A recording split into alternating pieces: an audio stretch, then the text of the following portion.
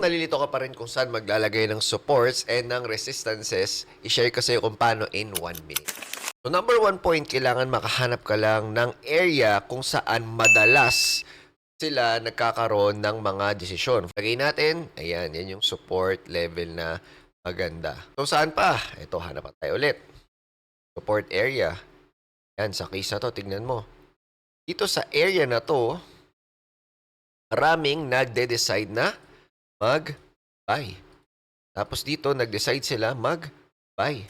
Ano naman ang resistances? Ganun lang din. Baliktarin lang natin. Saan ba sila madalas nag-sell? So, in this case, itong area na yan. Bakit? Kasi tignan mo, dyan sila nag-sell. Ayan. From here, nag-sell, sell, sell, sell, sell.